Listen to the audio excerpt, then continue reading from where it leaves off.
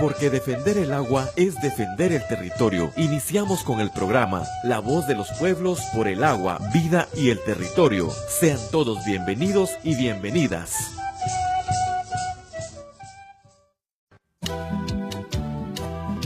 ¿Ya oyó lo que dicen en el pueblo, compadre? ¿Qué será pues? ¿Acaso otra vez se metieron a cortar árboles en el terreno comunitario? Ese cuento ya es viejo. Ahora dicen que don Jeremías está desviando el río para su finca y como ahora tiene sembrada palma africana, hasta con bombas saca el agua de los pozos.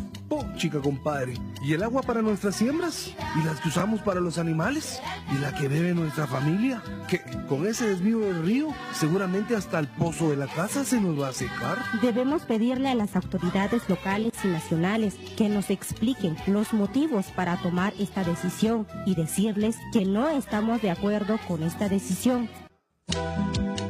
Ahora es tiempo de rescatar lo nuestro. Es tiempo de decir no a los químicos. No a los herbicidas, no a los fertilizantes químicos, no a las semillas de laboratorio.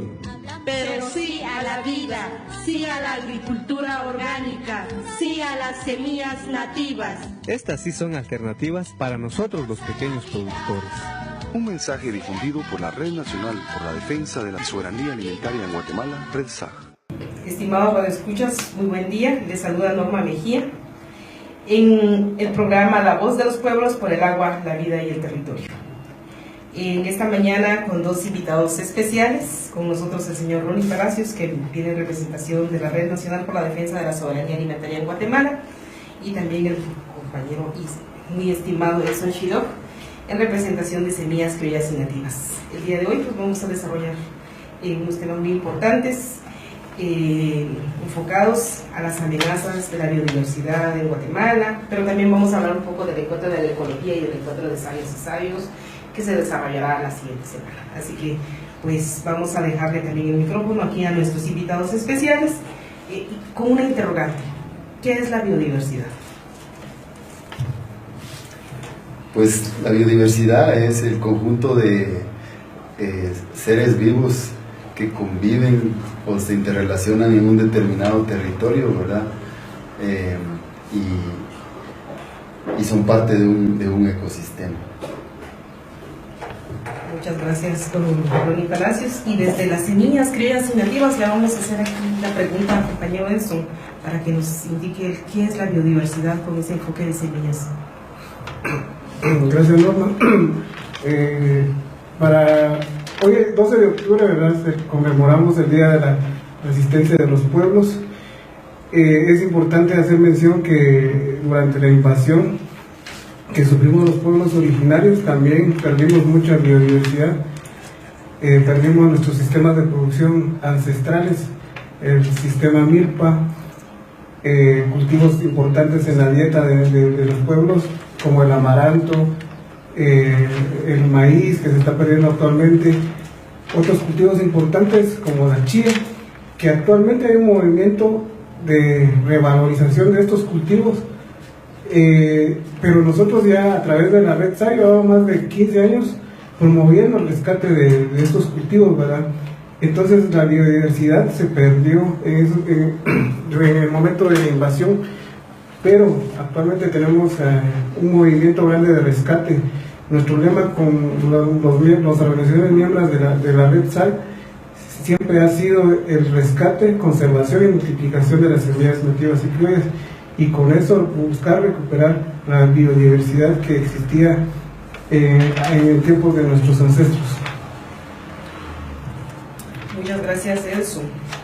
Hemos escuchado últimamente, ¿verdad?, que nos hablan sobre el POM 91, una nueva versión de la ley Monsanto, pero también escuchamos sobre un reglamento que busca regular los transgénicos en el país. Entonces, pero bueno, vamos a preguntarle aquí a nuestros invitados especiales cuáles son esas amenazas específicas que enfrentan las semillas criollas y nativas, la biodiversidad en Guatemala frente a estos instrumentos legales que pues quieren aprobar en nuestro país.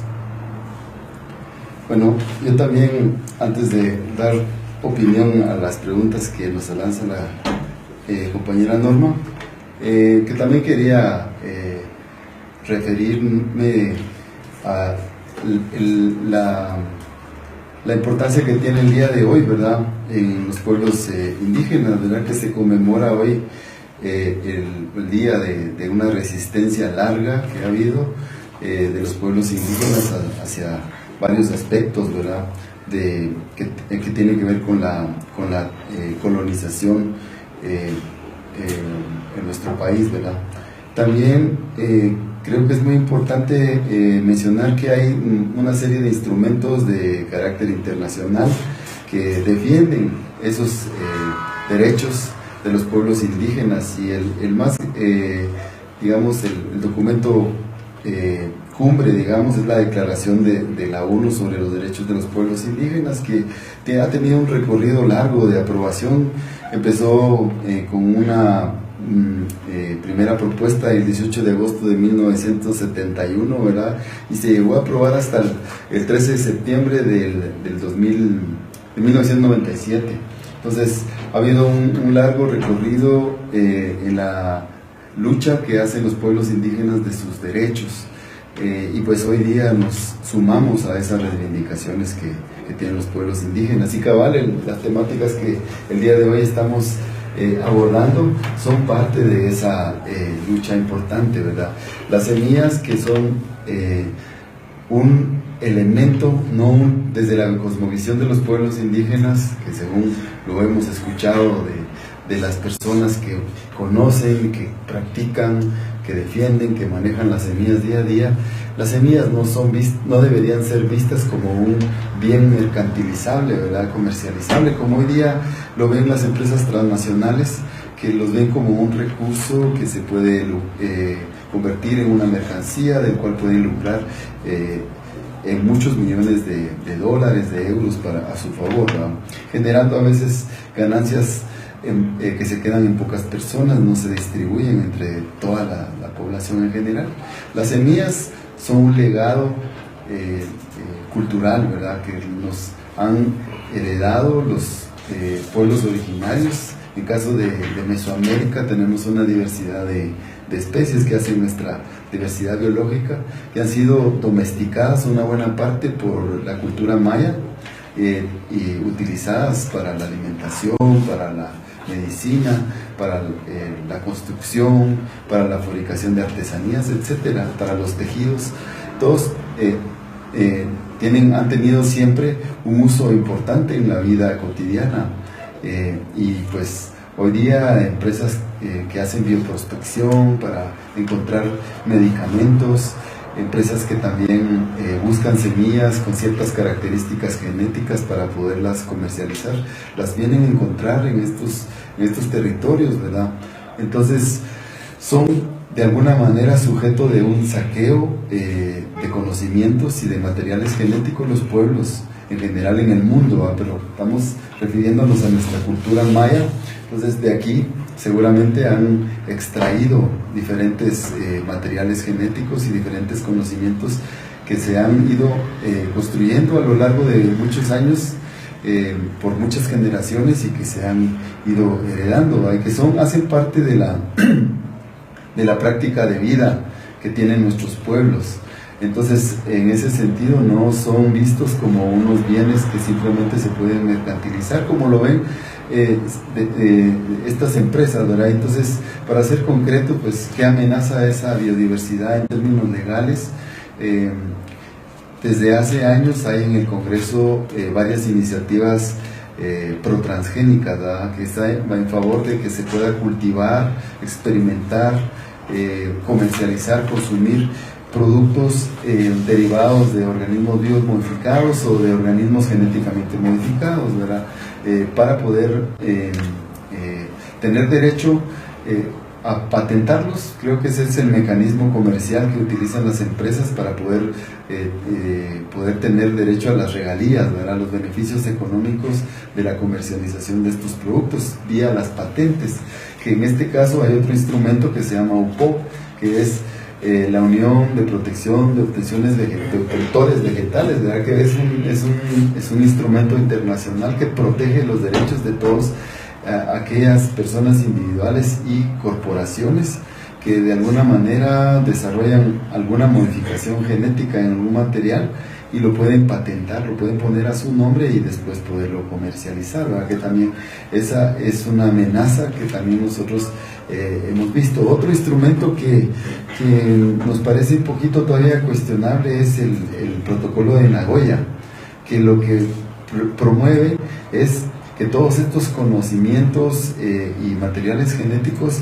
que se comercializan, las ganancias, las utilidades puedan ser repartidas entre empresas y comunidades, pero en ninguna parte del mundo hay ahora una experiencia que demuestre que los pueblos son beneficiados económicamente con el uso de estos materiales. Simplemente son saqueados y quienes únicamente se benefician son las empresas que los comercializan. Entonces, hasta ahora, este mecanismo que se llama la repartición equitativa de beneficios del uso de la biodiversidad no es tan, digamos, funcional en nuestro caso. Aún, y más aún difícil es para nosotros pensar que en un país altamente corrompido, altamente burocrático, este tipo de mecanismos vayan a ser efectivos en favor de las comunidades, ¿verdad? Y más recientemente también tenemos una amenaza más, que es el reglamento de organismos biomodificados, reglamento de bioseguridad de organismos biomodificados. Se supone que la bioseguridad es un mecanismo para proteger de la contaminación genética o de del deterioro genético de nuestra biodiversidad, ¿verdad? A través de todas estas otras formas nuevas que tenemos de la biotecnología, que modifica genéticamente las especies y que puede que también en ese afán de promover su consumo se pueda también hacer desvalorar, que es lo que está pasando hasta ahora. Se superponen los materiales comerciales a los materiales no mejorados que siguen cultivándose en las comunidades, y también eso ocasiona una pérdida de material genético. Entonces quiere decir que este reglamento, pues lo que según nosotros entendemos, lo que promueve su naturaleza, su objetivo es permitir que se cultiven a campo abierto, que se siga experimentando, que se trasiegue materiales genéticos, que se consuman y se comercialicen en general materiales o alimentos derivados de transgénicos, ¿verdad? Que pues desde el punto de vista de la red SAG, los transgénicos atentan contra la salud de las personas, no son inocuos, hay una discusión muy seria sobre los efectos en la salud. También hay una serie de daños en el ambiente, porque con los transgénicos se incrementa el uso de plaguicidas, sobre todo los herbicidas, ¿verdad? Hay unos estudios que demuestran que se está usando en el planeta 5 veces más herbicidas con cultivos transgénicos. En general, ¿verdad? Entonces, esas para nosotros son las amenazas actuales hacia la biodiversidad, que es uno de los bienes de los pueblos indígenas que hoy día están siendo mercantilizados por las empresas transnacionales de semillas. Muchas gracias, Romy. Bueno, y escuchando toda esa cantidad de amenazas y el panorama en general, digamos, de cómo está la situación de la biodiversidad en Guatemala, pero también escuchamos un par de palabras: soberanía alimentaria. ¿Por qué es necesaria la soberanía alimentaria? O para comprender mejor el concepto, ¿qué es soberanía alimentaria? Y esa pregunta se la vamos a dejar aquí a Edson para que nos comparta desde su mirada y desde ese trabajo que ellos realizan. Bien, este concepto es bien amplio, ¿verdad? Pero y nosotros hemos construido nuestro propio concepto desde la red, y en pocas palabras es poder producir nuestros propios alimentos sin necesidad de recursos externos, sin necesidad de depender de insumos externos, ¿verdad? Y con esto poder alcanzar la verdadera seguridad alimentaria, ¿verdad? Para nosotros primero es construir la soberanía alimentaria para luego alcanzar la seguridad alimentaria, ¿verdad? En este momento no podemos hablar de seguridad alimentaria, ¿verdad? Para las organizaciones del Estado, seguridad alimentaria es un asistencialismo muy puntual en alguna época de crisis, ¿verdad? Pero no se toca el problema de fondo cuando hablamos de nutrición, que es poder producir nuestros propios alimentos de la manera que nosotros consideramos que es más amigable con el ambiente, ¿verdad?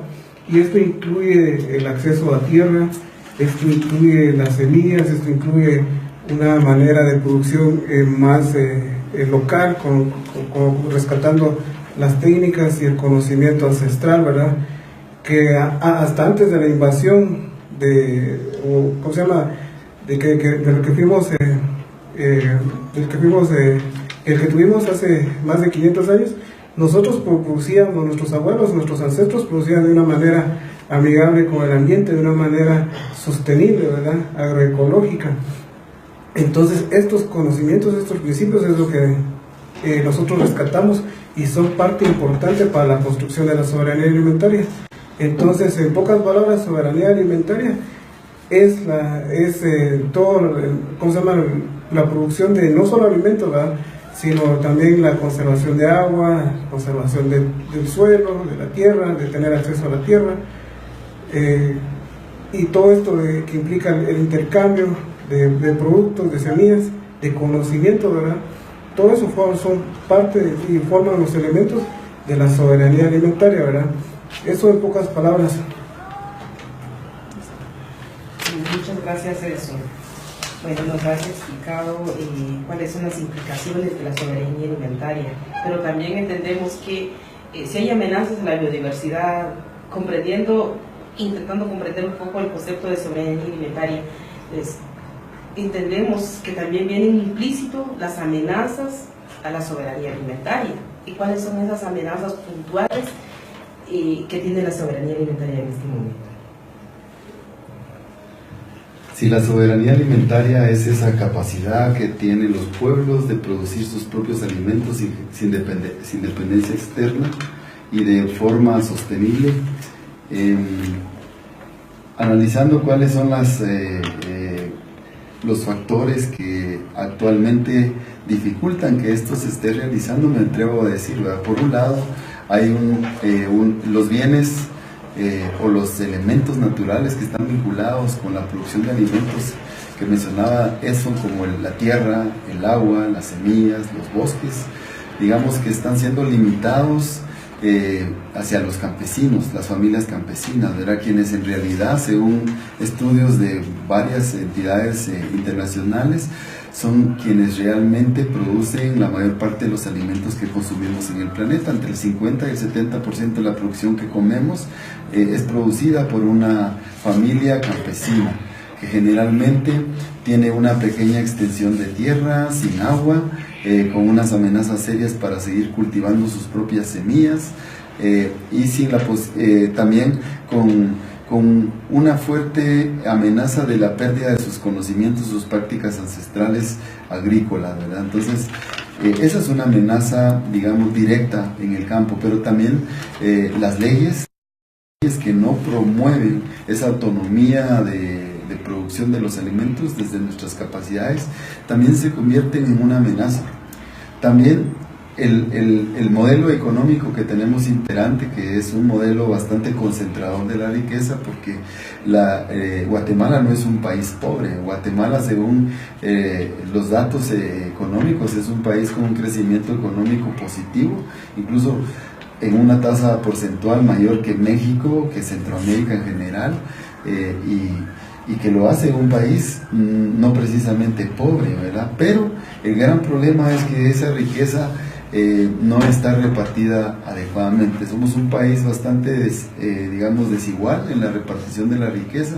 Esa riqueza se concentra en pocas manos. Generalmente se concentra en terratenientes, en la gran industria, en inversores extranjeros, ¿verdad? Que son los que tienen proyectos extractivos, sobre todo en nuestro país, y que son los que se quedan con el beneficio. Así que si hay una gran conflictividad en las comunidades rurales frente a proyectos hidroeléctricos, mineros, etcétera, no es simplemente una reacción de resistencia, simplemente no, es una desigualdad en la distribución de la riqueza en los territorios, ¿verdad? No es posible que las comunidades que de alguna manera han utilizado, protegido los ríos, los bosques desde tiempos desde hace mucho tiempo. Hoy día solo ven cómo son extraídos en sus propias narices esos recursos sin que ellos puedan gozar de ningún beneficio económico, ningún beneficio social, de ningún beneficio material. Entonces esa es una desigualdad muy grande que también vulnera el derecho a la alimentación y la soberanía alimentaria en nuestro país. Aparte que lamentablemente hay la producción nacional de alimentos no está estimulada, no está protegida. Se permite la importación de alimentos subsidiados de otros países como Estados Unidos. O sea, en términos económicos y en inglés se llama el dumping, ¿verdad? La competencia desleal del mercado de los alimentos. Podemos traer maíz amarillo, que de hecho se está importando un 40% del maíz que consumimos en el país, viene de los Estados Unidos subsidiado, más barato que el que producen las familias campesinas en nuestro país, generando un impacto directo en la economía de las familias, a sabiendas que el 98% de las familias campesinas cultivan maíz. También el dumping lo que ocasiona es, además de la competencia desleal, es la importación de alimentos que no son precisamente inocuos, ¿verdad? Porque según nuestros estudios se importa maíces y soya transgénicas, y que pues algunos de los cuales no están recomendados para el consumo humano, especialmente en los Estados Unidos, solamente para consumo animal, pero aquí lo viene a parar en calidad incluso de ayuda alimentaria. Y pues todo esto son mecanismos que vulneran este derecho a la alimentación y que no permiten que generemos nuestros mecanismos de autonomía, ¿verdad? Para poder ser capaces de producir nuestros propios alimentos. ¿Ya oyó lo que dicen el pueblo, compadre? ¿Qué será pues? ¿Acaso otra vez se metieron a cortar árboles en el terreno comunitario? Ese cuento ya es viejo. Ahora dicen que don Jeremías está desviando el río para su finca y como ahora tiene sembrada palma africana, hasta con bombas saca el agua de los pozos. Oh, chica compadre, ¿y el agua para nuestras siembras? ¿Y las que usamos para los animales? ¿Y la que bebe nuestra familia? Que con ese desvío del río, seguramente hasta el pozo de la casa se nos va a secar. Debemos pedirle a las autoridades locales y nacionales que nos expliquen los motivos para tomar esta decisión y decirles que no estamos de acuerdo con esta decisión. Ahora es tiempo de rescatar lo nuestro. Es tiempo de decir no a los químicos. No a los herbicidas, no a los fertilizantes químicos, no a las semillas de laboratorio.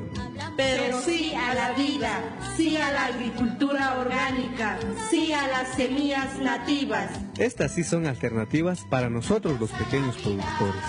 Un mensaje difundido por la Red Nacional por la Defensa de la Soberanía Alimentaria en Guatemala, RedSAG. Muchas gracias. Vamos a iniciar el segundo segmento y en esta ocasión pues vamos a hablar de todo el esfuerzo que hacen otros colectivos, otras organizaciones en otros países en el tema de la ecología para garantizar esta soberanía alimentaria.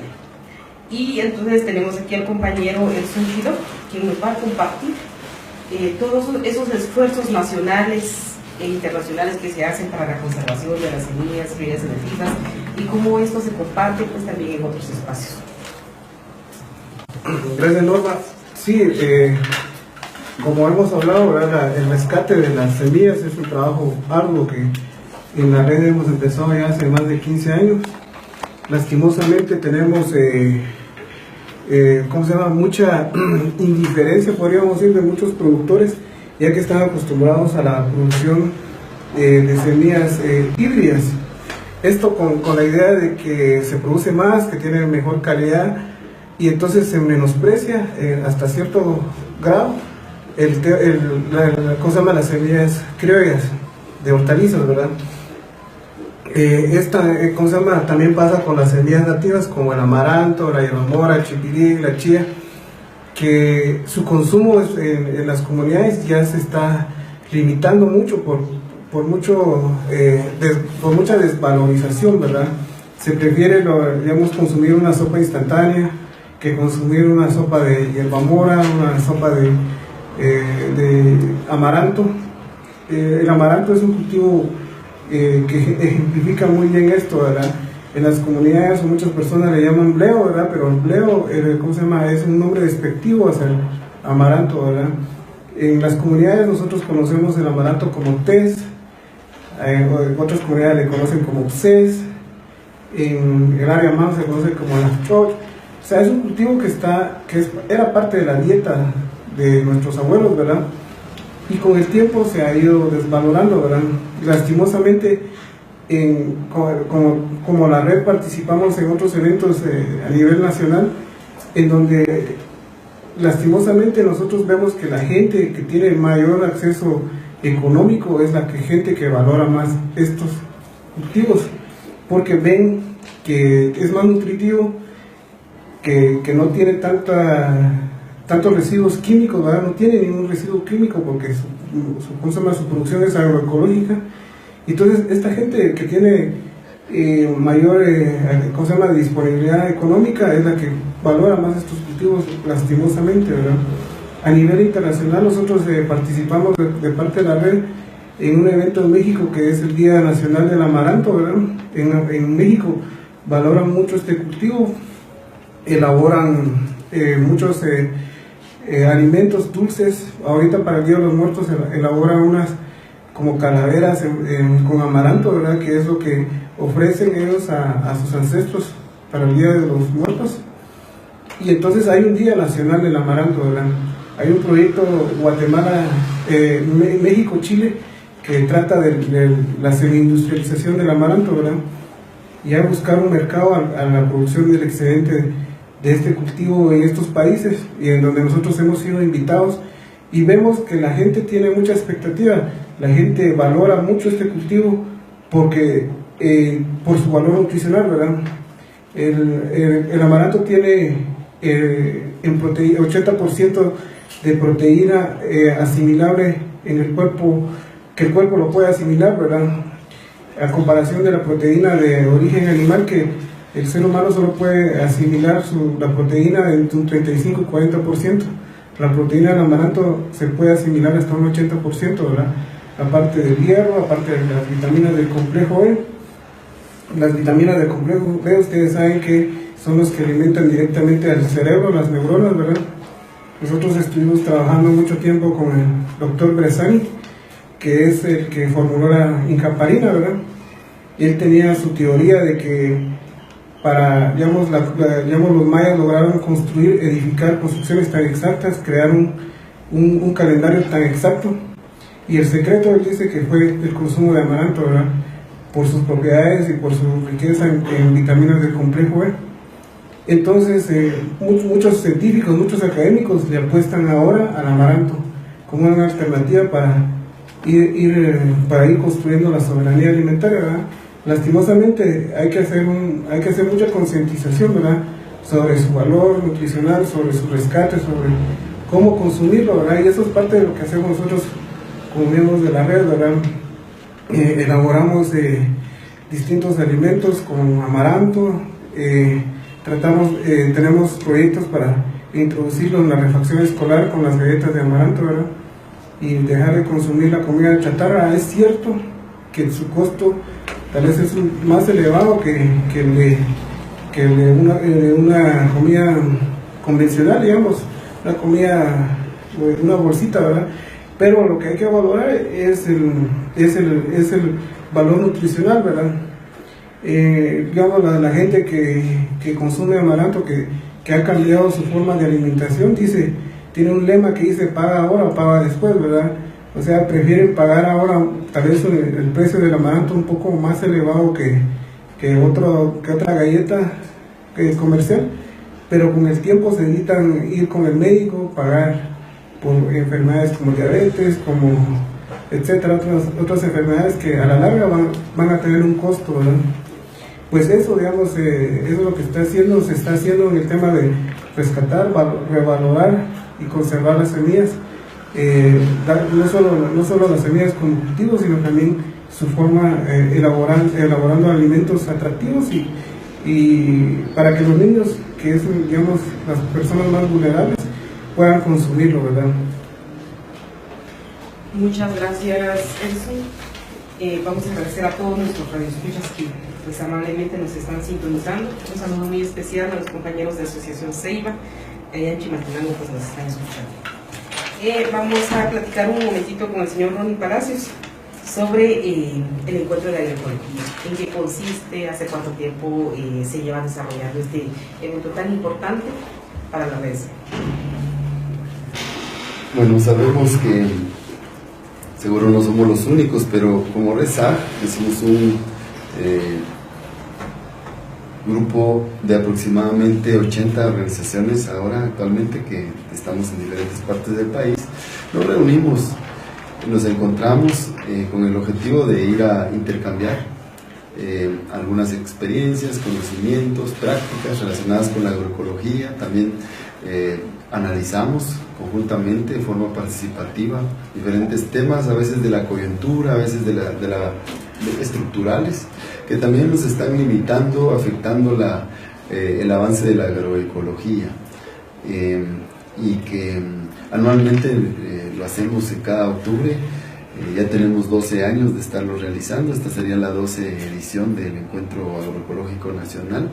También, a la vez, como somos parte de otras redes internacionales, tratamos de sumar en algunos de estos encuentros algunas otras organizaciones de la región mesoamericana, sobre todo, ¿verdad?, para que nos acompañen y podamos hacer a la vez un intercambio más amplio. Sabemos que la región mesoamericana en tiempos precolombinos éramos una región que tenía intercambios constantes, comerciales, sobre todo, y a la vez de otro tipo de intercambios, ¿verdad?, de semillas, de productos, de conocimientos. Entonces intentamos, ¿verdad?, provocar que siempre mantengamos ese flujo de información, que se conserven algunos conocimientos que posiblemente están en riesgo de perderse, ¿verdad?, de erosionarse y de perderse. Entonces, en eso consiste, y pues la invitación es siempre a todas las organizaciones que les interesa sumarse al esfuerzo de impulsar la agroecología para que participemos. En esta ocasión, como grupo internacional invitado, tenemos a un grupo que se llama Semilla, que es un grupo que desde hace años también intercambia experiencias relacionadas con la recuperación de semillas, la lucha contra los transgénicos, la lucha contra la propiedad intelectual hacia las semillas, etcétera. Entonces vamos a tener la valiosa presencia de activistas sociales, de ecologistas de algunos países como Colombia, Ecuador, Panamá, Nicaragua, Honduras, Costa Rica, El Salvador y México, que nos van a acompañar y nos van a compartir sus experiencias en relación a estos temas que he mencionado. En esta ocasión el encuentro lo vamos a realizar entre San Pedro La Laguna y Chimaltenango, ¿verdad?, los días del 14 al 16, ¿verdad?, de octubre, la próxima semana, para poder desarrollar esta actividad tan importante en nuestro país. Muchas gracias. Nos acaba de mencionar que vienen otros activistas de otros países, y este encuentro es como un ingrediente más al Encuentro Nacional de Agroecología que año con año desarrolla la red. Pero este encuentro de sabios y sabias, ¿en qué consiste específicamente y por qué se va a desarrollar en Guatemala? Bueno, yo creo que para nosotros es una primera ocasión de invitar a personas que les hemos calificado, ¿verdad?, como sabios y sabias, ¿verdad?, y que muchas veces son personas que en nuestras comunidades pasan desapercibidas de repente, ¿verdad?, pero que generalmente son personas ancianas que han tenido un recorrido largo en su vida, una acumulación de experiencias muy importante, y que muchas veces ya ni les buscamos, no les preguntamos, no les pedimos consejo, ¿verdad? Y que antiguamente ellos eran las personas a las que se acudía constantemente para pedirles un consejo en relación a algún problema o cómo resolver alguna necesidad. Y pues quisiéramos recurrir nuevamente a esa práctica, y entonces pues como digamos el perfil las personas a las que queremos invitar en esta ocasión son a estas personas que les llamamos las sabias y los sabios, que son nuestros abuelos, nuestras abuelas, que generalmente a veces practican la medicina tradicional o la curación de distintas enfermedades a las personas, a los animales, que también a veces son los que están conformando consejos de ancianos, ¿verdad? Entonces, son personas especiales con una acumulación de conocimientos muy importantes que queremos que ellos vengan y nos aconsejen, que nos digan sus opiniones sobre ciertas problemáticas que vamos a tratar. Entonces nos referimos a esas personas cuando hablamos de sabias y sabios, ¿verdad? Esas abuelas, esos abuelos que con su experiencia nos pueden opinar y nos pueden dar consejos muy importantes para poder seguir impulsando la soberanía alimentaria, ¿verdad? Que es una necesidad muy importante en un país con casi la mitad de su población en un cierto tipo de desnutrición, ¿verdad? Que pues sería como una de las principales razones de desarrollar este tipo de actividades, ¿verdad? Siempre defender esos conocimientos tradicionales para resolver esa problemática tan seria que tenemos en nuestro país. Obviamente que los sabios y sabias conocen de todo un poco, ¿verdad? Pero en esta ocasión queremos que nos hablen de semillas y de agricultura sostenible, ¿verdad? Que pues será muy importante conocer. Sabemos que nosotros, no solo Guatemala, sino todo Mesoamérica, los mayas, digamos que diseñaron y desarrollaron un sistema de producción que se llaman el sistema Milpa, ¿verdad? Que también hoy día, según estudios antropológicos, agronómicos, es un sistema que ha perdido ciertas características, entre ellos la diversidad de sus especies, ¿verdad?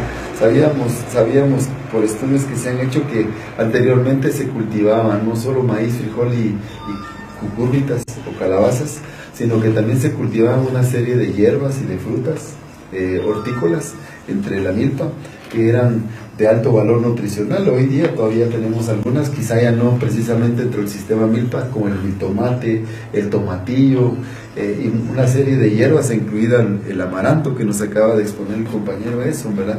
Entonces, que todos esos productos alimenticios, al hacerles un análisis bromatológico de sus aportes nutricionales, resulta que aportaban una buena cantidad de todos los nutrientes que requieren las personas, ¿verdad? Entonces, el sistema Milpa, por ese hecho, es considerado a nivel internacional un sistema de producción de alimentos muy, muy importante, muy valioso, pero lamentablemente se cultiva en extensiones pequeñas de tierra porque las personas, los campesinos, no tienen la suficiente extensión de tierra y lamentablemente se ha dependizado de ciertos insumos externos, especialmente los fertilizantes sintéticos, los herbicidas e incluso las semillas de maíz que se utilizan en una buena parte, sobre todo en las zonas bajas, son de maíces híbridos, ¿verdad? Y ya no se cultivan asociados con maíz como se solía hacer antes. Entonces esos son temas que vamos a tomar ahí el tiempo para poder discutir, para ver cómo podemos volver a recuperar ese sistema de producción que, como repito, era y debería seguir siendo muy valioso para nuestra soberanía alimentaria y nuestro derecho a la alimentación. Pues muchas gracias, invitados especiales que nos han acompañado aquí, el señor Ronnie Palacios y el señor Edson Quiló, por haber venido a compartir en esta mañana tan importante información acerca de la soberanía alimentaria, la biodiversidad y estos eventos tan importantes que se van a desarrollar próximamente. Pues le hemos saludado desde La Voz de los Pueblos por el agua, la vida y el territorio. Muchas gracias. Porque defender la biodiversidad es defender el territorio. Concluimos con el programa La Voz de los Pueblos por el agua, vida y el territorio.